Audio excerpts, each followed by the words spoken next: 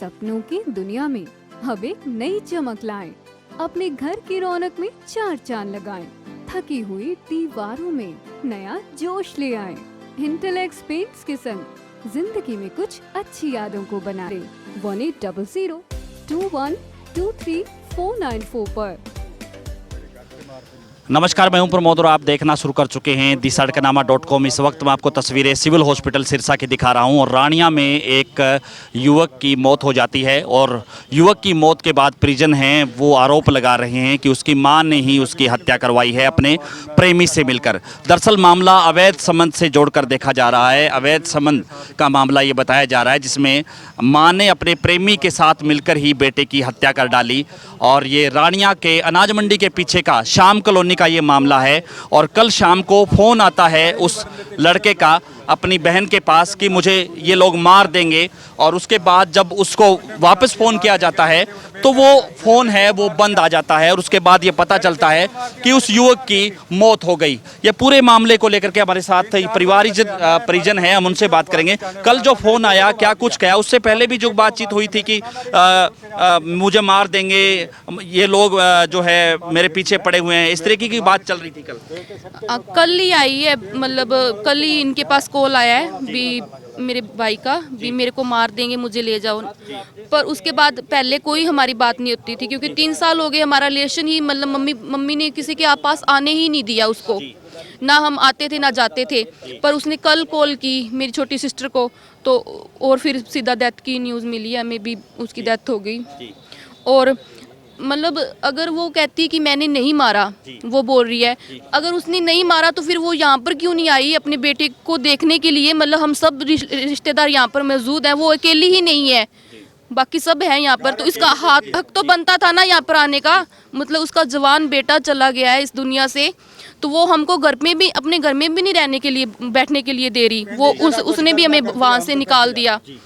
तो कितने सालों से आप कितने सालों से अलग रह रहे हैं? कितने सालों से घर से निकाल रखा आपको? 2-3 साल हो गए जी।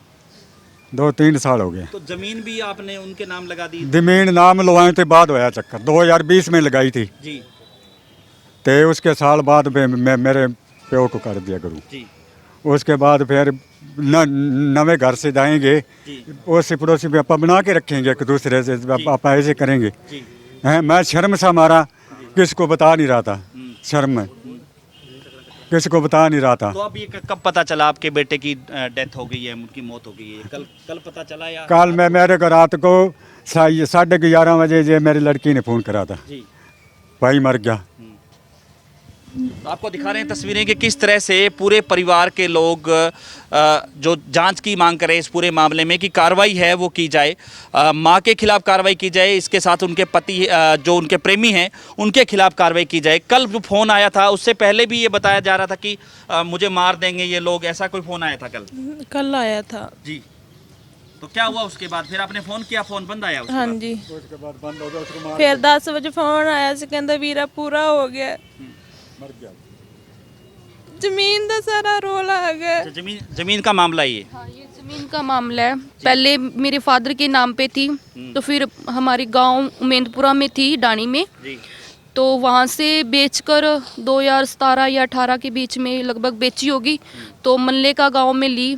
तो उस टाइम मतलब पापा ने सोचा भी लेडीज़ के नाम करवा देता हूँ अपनी वाइफ के, भी जो खर्चा है थोड़ा कम लगेगा।